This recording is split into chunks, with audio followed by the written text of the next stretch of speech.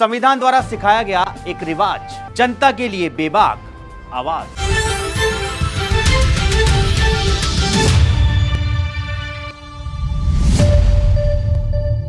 नमस्कार दर्शकों, four sides TV में मैं आशुतोष आपका स्वागत करता हूं। नई शिक्षा नीति और मंत्री धर्मेंद्र प्रधान के बयान पर मंगलवार को भी राज्यसभा में जोरदार हंगामा देखने को मिला। नेता विपक्ष मल्लिकार्जुन खड़गे ने मंत्री के बयान की निंदा की और जब उन्हें उपसभापति की ओर से बोलने से रोका गया तो खड़गे ने कहा कि यहां तानाशाही चल रही है। इस पर जब चेयर की ओर से उन्हें फिर से रोका गया तो खड़गे ने कहा कि क्या क्या ठोकना है हम ठीक से ठोकेंगे, सरकार को ठोकेंगे।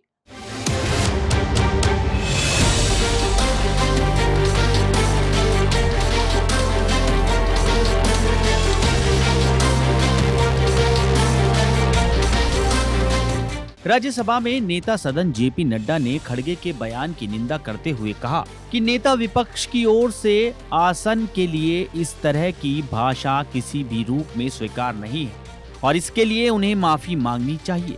उन्होंने उप सभापति हरिवंश से मांग करते हुए कहा कि ऐसे शब्दों को सदन की कार्यवाही से हटाया जाए। उन्होंने कहा कि ऐसी भाषा अति निंदनीय है और माफी के योग्य भी नहीं है। नड्डा के बयान के समर्थन में सत्ता पक्ष के सांसद नारेबाजी करने लगे।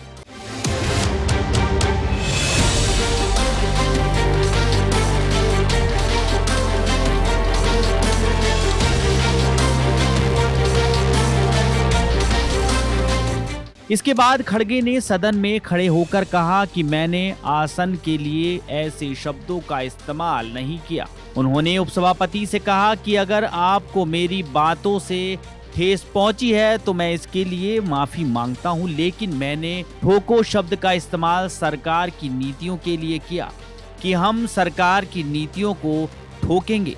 उन्होंने कहा कि आपसे माफी के लिए मैं तैयार हूं, लेकिन सरकार से माफी नहीं मांगूंगा।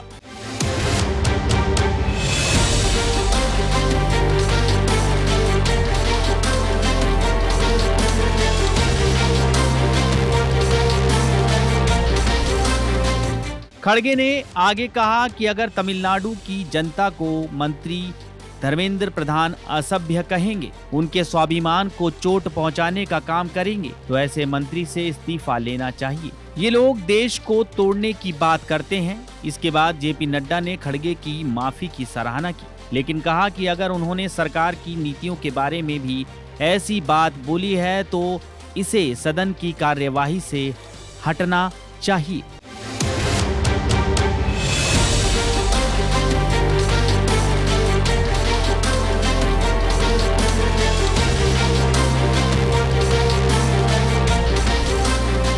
सदन में हंगामा बंद होने के बाद कांग्रेस सांसद दिग्विजय सिंह और बीजेपी सांसद घनश्याम तिवारी शिक्षा मंत्रालय के कामकाज से जुड़े मुद्दे पर बोलने लगे।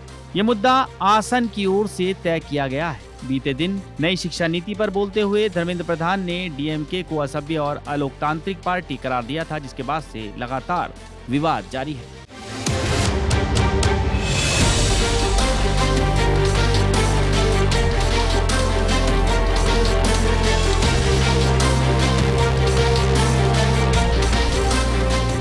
खबरों में रहना है अपडेट तो देखते रहिए फोर साइड्स टीवी।